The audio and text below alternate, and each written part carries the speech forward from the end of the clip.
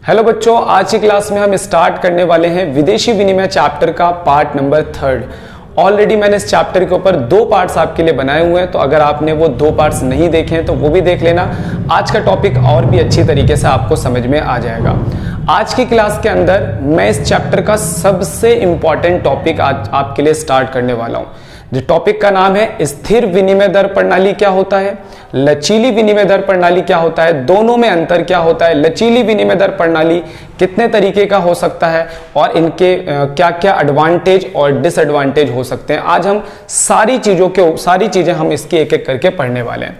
सबसे पहले तो सभी बच्चों को समझना पड़ेगा कि जैसे अगर मैं बोलता हूं कि $1 का रेट 80 रुपए चल रहा है, तो ये रेट कैसे तय होता है, ये रेट कैसे तय होता है। देखो, इस रेट को तय करने के टोटल 3 तरीके हो सकते हैं। पहला स्थिर विनिमय दर प्रणाली, दूसरा लचीली विनिमय दर प्रणाली जिसमें मुक्त लचीली विनिमय दर प्रणाली, और तीसरा प्रतिबंधित तरलशीलता प्रणाली। तो आज की क्लास का आपको टॉपिक अच्छी तरीके से समझ में आ गया होगा कि हम टॉपिक क्या पढ़ने वाले हैं।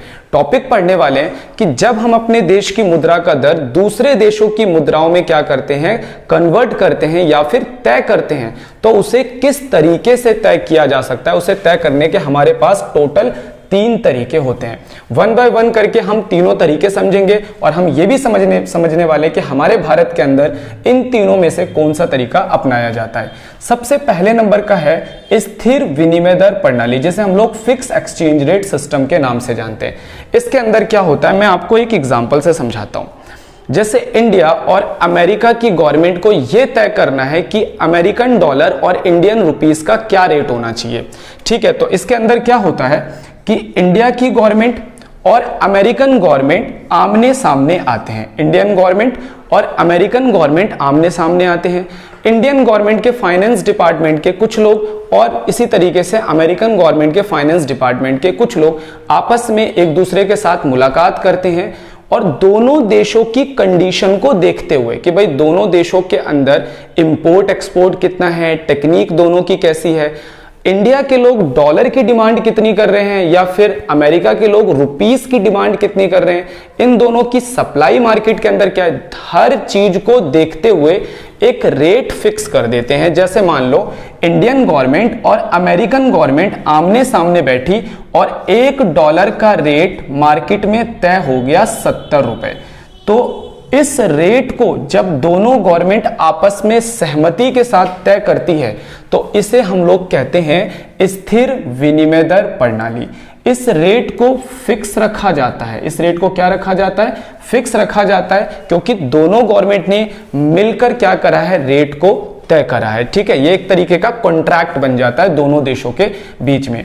इसके अंतर्गत सरकार स्वयं अपनी मुद्रा का विनिमय दर निर्धारित करती है। जैसे इंडियन गवर्नमेंट ने डॉलर के रिस्पेक्ट में रेट तय करा, इसी तरीके से येन के रूप में, इसी तरीके से रियाल के रूप में, इसी तरीके से दिनार के रूप में सारी गवर्नमेंट के साथ जिस देश की जो भी करेंसी है उस देश की गवर्नमेंट के साथ क्या करती है, बैठकर रेट तय कर लेती है। इसे हम लोग कहते हैं स्थिर विनिमय दर प्रणाली। अब इसके अंदर कुछ नोट है। इसके अंतर्गत सरकार विदेशी मुद्राओं का बड़ा कोष अपने पास रखती है। देखो होता क्या है, सिर्फ डॉलर का ये रेट तय करने से ही बड़ी बात नहीं है। इंडियन गवर्नमेंट्स को, अब देखो इंडियन गवर्नमेंट ने तय कर लिया और अमेरिकन गवर्नमेंट ने मिलकर तय कर लिया कि $1 का रेट कितने रुपए होंगे, 70 रुपए। तो इंडिया के बहुत सारे लोग अमेरिका से डीलिंग करते हैं। अब वो इंडियन गवर्नमेंट के पास, आरबीआई के पास आएंगे, रुपीस देंगे, बोलेंगे भाई हमें डॉलर चाहिए। तो क्या होगा, आरबीआई को और देश की सरकार को बहुत बड़ी मात्रा में डॉलर का रिजर्व रखना होगा, जिससे देश के अंदर जितनी भी डॉलर की मांग की जाएगी, कोई व्यापारी जो इंडिया का अमेरिका से सामान खरीदता है तो उसे तो बार बार डॉलर की जरूरत पड़ेगी, तो वो क्या करेगा, बार बार जब भी डॉलर की डिमांड करेगा तो भारत सरकार और आरबीआई के पास इतने डॉलर होने चाहिए कि वो हर बार मांगने पर क्या कर सके, डॉलर की सप्लाई कर सके, यानी कि डॉलर दे सके। सेम ऐसे ही अमेरिकन गवर्नमेंट को भी इतना रुपीस अपने पास स्टॉक में रखना पड़ेगा अगर वो कौन सा सिस्टम अपनाते हैं, स्थिर विनिमय दर प्रणाली अपनाते हैं। ठीक है, तो स्थिर विनिमय दर प्रणाली में दोनों गवर्नमेंट को अपने पास कोष यानी कि रिजर्व रखना पड़ता है। यह माप सोना, चांदी या अन्य मूल्यवान वस्तुओं या समझौते के आधार पर हो सकता है। अब दोनों गवर्नमेंट जब आपस में मिलती है तो रेट को किस बेसिस पर तय किया जाता है? ये इस बेसिस पर तय करा जाता है कि दोनों देशों के पास कितना सोने का रिजर्व है, चांदी का रिजर्व है, या अन्य मूल्यवान वस्तुएं कितनी हैं, या कोई और समझौते का आधार भी हो सकता है। जब इंडियन गवर्नमेंट और अमेरिकन गवर्नमेंट मिलकर डॉलर और रुपीस का रेट तय करेगी तो देखा जाएगा कि दोनों देशों के पास कितना सोना, चांदी, या फिर दोनों देशों के पास कितनी संपत्ति, या दोनों देशों में आपस में कितना लेन देन है, कोई भी आधार हो सकता है। अब आते हैं स्थिर विनिमय दर प्रणाली के लाभ क्या है। विनिमय दर में स्थिरता कह रहा है कि इसके अंदर विनिमय दर एक बार स्थिर हो जाता है, सारी सरदर्द जो है ना, एक तरीके से जो सरदर्द है वो दूर हो जाता है। भाई एक बार रेट तय हो गया तो हो गया, छुट्टी, ठीक है ना, बार बार रेट चेंज नहीं होता। इसमें अंतरराष्ट्रीय व्यापार और निवेश में वृद्धि होती है। देखो, जो भी निवेशक होते हैं, जैसे अमेरिका का कोई निवेशक है, अगर वो इंडिया में निवेश कर रहा है तो उसे पता है कि अभी $1 बराबर 70 रुपए चल रहा है, और 3 महीने के बाद भी ये रेट यही रहने वाला है, 5 महीने के बाद भी ये रेट यही रहने वाला है। इसका मतलब अगर फायदा नहीं होगा तो नुकसान के भी चांसेस क्या है, कम है। तो इससे क्या होता है, अंतरराष्ट्रीय व्यापार और निवेश में वृद्धि होती है। लेकिन मेरा मानना है कि ऐसा नहीं है, बल्कि मुक्त या लचीली विनिमय दर प्रणाली और प्रतिबंधित तरलशीलता प्रणाली में भी विदेशी विनिमय बोले जाए तो व्यापार और विदेशी निवेश काफी तेजी से बढ़े हैं। ठीक है, तो इस बात में ज्यादा सच्चाई नहीं है। अगला, सट्टेबाजी को रोकती है। हम देखो यहाँ पे सट्टेबाजी नहीं हो सकती। आजकल लोग क्या करते हैं मैं आपको बताता हूं। जैसे कि डॉलर को खरीदा, किसी व्यक्ति ने $1 लाख को खरीदा जब डॉलर का रेट चल रहा था 70 रुपए। जैसे ही अगले दिन डॉलर का रेट 71 रुपए हुआ, ऐसा इन सिस्टम के अंदर होता है, इन दोनों में ऐसा होता है। ठीक है, जैसे ही अगले दिन डॉलर का रेट 71 रुपए हुआ, वो सारे के सारे डॉलर लेकर गया और सारे के सारे डॉलर उसने बेच दिए। देखो, कल खरीदा था 70 रुपए के हिसाब से $1 लाख, और आज बेच दिए 71 रुपए के हिसाब से। एक दिन के अंदर $1 लाख का फायदा हो गया। ठीक है, ऐसा सच में होता है जो लोग स्पेकुलेशन बिजनेस करते हैं फॉरेन रिजर्व के अंदर। ठीक है, तो ये काम बहुत सारे लोग ऐसा कर रहे हैं। लेकिन इस सिस्टम की बात अगर मैं करूं तो आपने जब डॉलर आज खरीदा 70 रुपए, 4 महीने बाद बेचने जाओगे तो भी 70 रुपए, 1 साल बाद जब बेचने जाओगे तो भी 70 रुपए। इसका मतलब यह है कि यहां पर सट्टेबाजी की क्रियाएं नहीं हो सकती। यह एक बहुत अच्छी बात थी।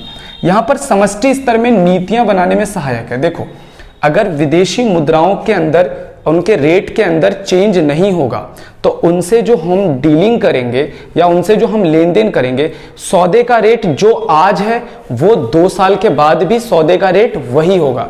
तो इससे क्या होता है, समष्टि स्तर पर सरकार को नीतियां और योजनाएं बनाने में सहायता मिलती है। इसके अवगुण क्या है? इसका सबसे बड़ा अवगुण यह है कि इसमें सरकार को बहुत बड़ी मात्रा में क्या रखना पड़ता है, कोष, यानी कि विदेशी मुद्रा का भंडार रखना पड़ता है।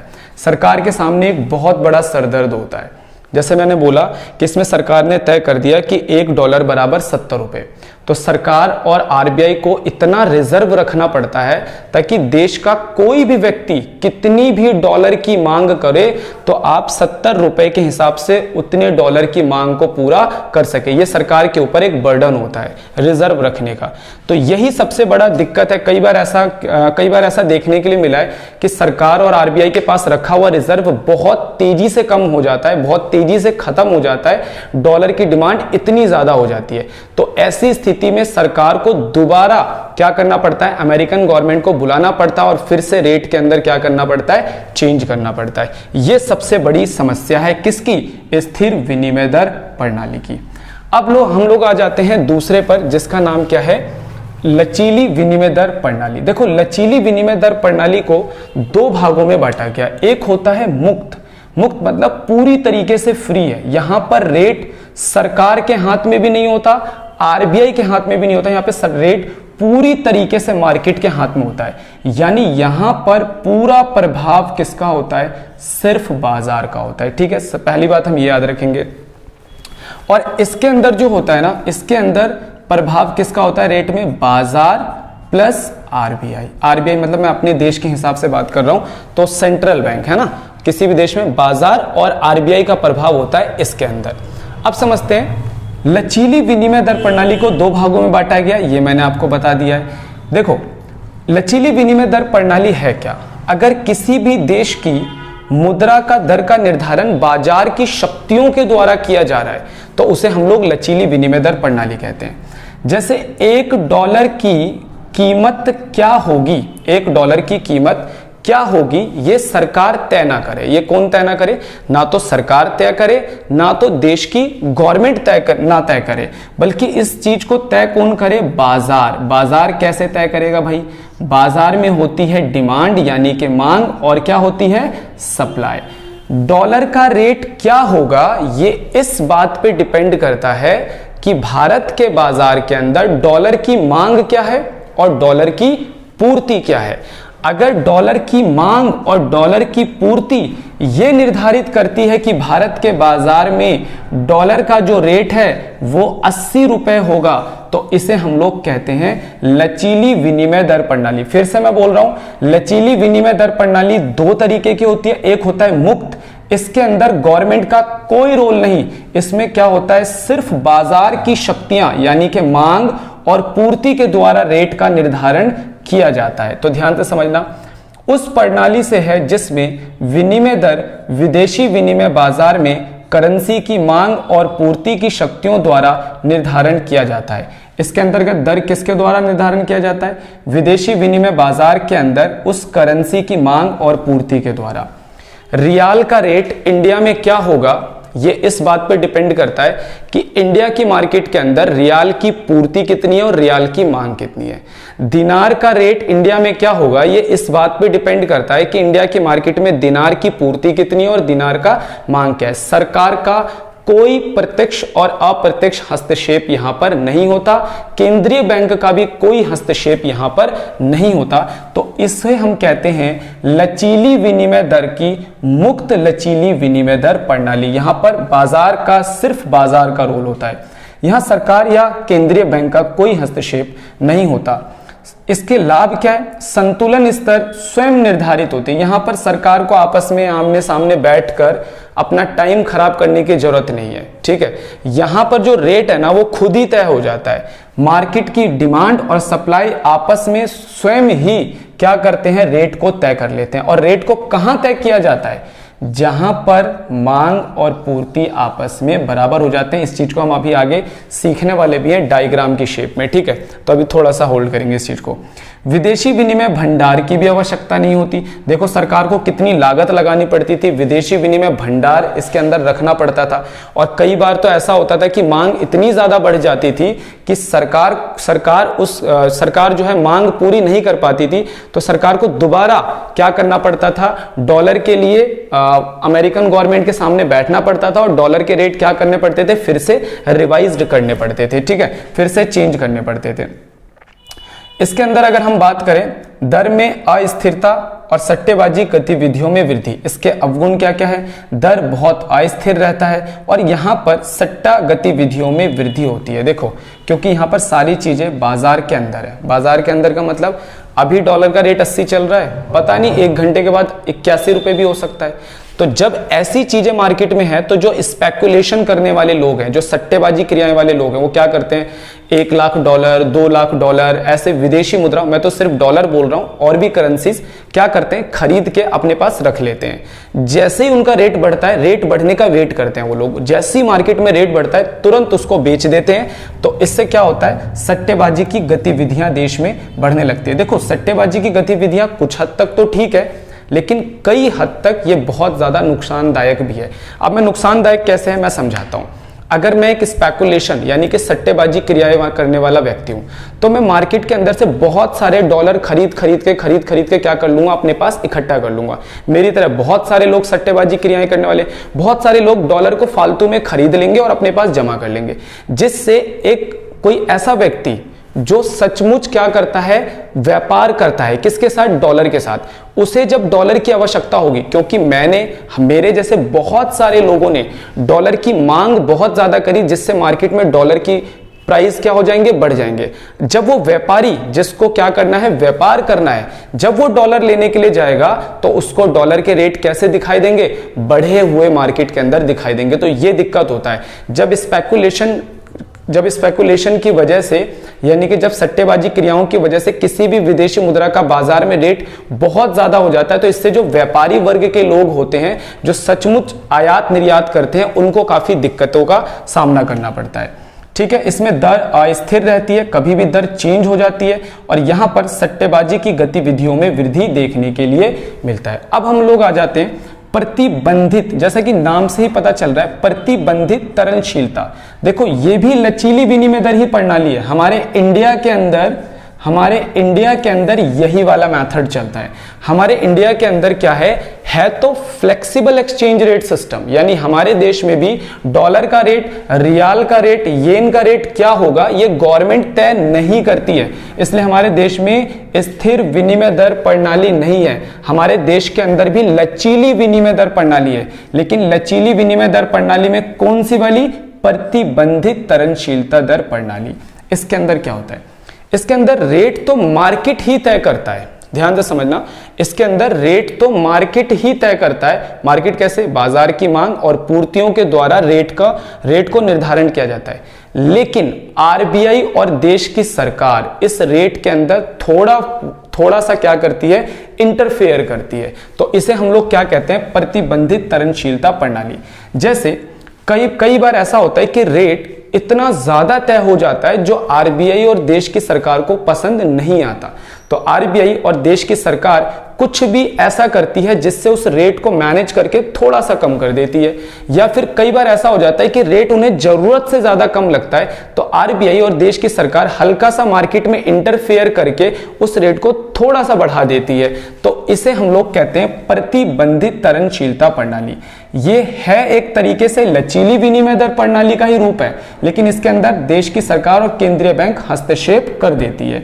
इसके अंतर्गत विदेशी विनिमय दर का निर्धारण बाजार की शक्तियों के द्वारा ही होता है, लेकिन केंद्रीय बैंक और विदेशी विनिमय बाजार हस्तक्षेप द्वारा विनिमय को प्रभावित करता है। क्लियर होगी सारे बच्चों को? तो इसके अंदर मार्केट और इसके अंदर मार्केट प्लस आरबीआई यानी कि सेंट्रल बैंक, यह स्थिर और लचीली विनिमय दर का मिला जुला रूप है और हमारा भारत भी इसी दर को फॉलो करता है। इसी रेट को, इसी सिस्टम को हमारा देश भी क्या करता है? फॉलो करता है। बच्चों अब मैं आपको समझाने वाला हूं इस टॉपिक के कुछ इंपॉर्टेंट नोट्स। जैसा कि हमने आपको बताया कि 3 तरीके की विनिमय दर प्रणाली थी, जिसमें हमने स्थिर विनिमय दर प्रणाली समझा, लचीली विनिमय दर प्रणाली समझा और लचीली विनिमय प्रणाली के अंदर 2 थे, उन दोनों को भी हम लोगों ने समझ लिया। तो इन तीनों में से जो स्थिर विनिमय दर प्रणाली है, इसकी शुरुआत कैसे हुई और इसका सफर कहां पर खत्म हुआ? क्योंकि अब दुनिया के ज्यादातर देशों के अंदर स्थिर विनिमय दर प्रणाली को फॉलो नहीं किया जाता है। अब ज्यादातर देशों में लचीली विनिमय दर प्रणाली को फॉलो किया जाता है। मैं ऐसा कह सकता हूं कि लगभग स्थिर विनिमय दर प्रणाली अब खत्म ही हो चुका है। लेकिन ये स्थिर विनिमय दर प्रणाली कैसे इसका जन्म हुआ? तो सबसे पहले एक गोल्ड स्टैंडर्ड सिस्टम चलता था जो 1870 से 1914 तक चला। इसे हम लोग स्वर्णमान के रूप में कहते हैं। इसके अंदर क्या हुआ कि दुनिया के जितने भी देश हैं वो आपस में क्या हुआ, धीरे धीरे व्यापार करने लग गए। तो जब ये व्यापार करते थे ना, तो इनको एक दिक्कत सामने आती थी। किसी देश के अंदर कोई मुद्रा चल रही है, किसी देश के अंदर कोई मुद्रा चल रही है, तो जब ये आपस में लेन देन करते थे तो उसकी वैल्यू लगाने में ना इनको बहुत ज्यादा दिक्कत आने लगी। तो इस सिस्टम को अपनाया गया। इस सिस्टम का नाम क्या था? स्वर्णमान, जैसे हम लोग गोल्ड स्टैंडर्ड सिस्टम कहते हैं। ये 1870 से 1914 तक इस मेथड ने काम करा। इसके अंदर हम अपनी मुद्रा को फिक्स कर देते थे। हर दुनिया की सारे देशों की मुद्राओं को फिक्स कर दिया गया। किसके रिस्पेक्ट में? स्वर्ण यानी कि गोल्ड के रिस्पेक्ट में। जैसे मैं इसे एक एग्जांपल से समझाता हूं कि मान लो 1 रुपए में 2 ग्राम सोना आता है। इंडिया के अंदर 1 रुपए में 2 ग्राम सोना आता है और अमेरिका में $1 बराबर 4 ग्राम सोना आता है। तो डॉलर और रुपये का रेट क्या तय होगा? तो $1 बराबर होगा 2 रुपए। क्यों? क्योंकि $1 के अंदर कितना सोना आ जाता है? 4 ग्राम सोना आ जाता है। और 2 रुपए में भी कितने सोने आ जाएंगे? 2 रुपए के अंदर देखो 1 रुपए में 2 ग्राम है, तो 2 रुपए में कितना आ जाएगा? 4 ग्राम। तो हो गया ना दोनों बराबर। तो कहने का मतलब ये है कि ये सिस्टम हमारा चल रहा था 1870 से 1914। इसके अंदर इसे भी हम लोग कह सकते हैं कि जो हमारा स्थिर विनिमय दर प्रणाली है उसका जन्म यहीं से हुआ। इसमें सभी देशों ने अपने देश की मुद्रा को किसके रूप में निर्धारित कर दिया? गोल्ड के रूप में निर्धारित कर दिया। और यह सिस्टम कब से कब तक चला? 1870 से 1914 तक चला। उसके बाद 1915 में लगभग इस मेथड को खत्म कर दिया गया, दुनिया के ज्यादातर देशों से मेथड खत्म हो गया। 1915 से 1943 तक की अगर हम बात करें, 1943 तक की बात करें, तो यहां पर हमें कोई फिक्स मेथड देखने के लिए नहीं मिला। उसके बाद एक और मेथड आया जो आया 1944 से, 1944 से ये मेथड चला 1971 तक। इस मेथड का नाम क्या था? ब्रेटन वुड्स प्रणाली, जिसे हम ब्रेटन वुड्स स्टैंडर्ड के रूप में भी जाना जाता है। इसके अंदर क्या हुआ, देखो बिल्कुल सेम इसी की तरह, यह भी क्या है, स्थिर विनिमय दर प्रणाली का ही एक रूप था। इसके अंदर क्या करा गया, जैसे इसमें हमने दुनिया के सभी देशों की मुद्राओं को सोने के रूप में निर्धारित कर दिया, इसके अंदर हमने दुनिया के सभी देशों की मुद्राओं को यूएस डॉलर यानी कि अमेरिकन डॉलर के रूप में कन्वर्ट कर दिया कि जैसे एक रुपए में कितने डॉलर, जैसे हमने एक रियाल में कितने डॉलर, एक दिनार में कितने डॉलर, एक येन में कितने डॉलर, सभी देशों की मुद्राओं को हमने किस में कन्वर्ट कर दिया? यूएस डॉलर के अंदर। और फिर हम क्या करते थे, जब दो देशों का, मान लो इंडिया और सऊदी अरब की करेंसी का कन्वर्जन रेट निकालना होता, तो हम ये देखते थे कि रुपए में कितने डॉलर मिल रहे हैं, रुपए में कितने डॉलर मिल रहे हैं और सेम रियाल में कितने डॉलर मिल रहे हैं, तो उसके हिसाब से हम अंदाजा लगा के, जैसे हम यहां पर अंदाजा लगाते थे ना कि एक रुपए में 2 ग्राम सोना और फिर एक डॉलर में 4 ग्राम सोना, तो एक डॉलर बराबर 2 रुपए। तो सेम ऐसे ही डॉलर के रूप में हम इसको डॉलर के रिस्पेक्ट में क्या करते थे? बांध देते थे। इसे हम लोग पैक्ड भी कहते थे। पैक्ड मतलब होता है बांध देना।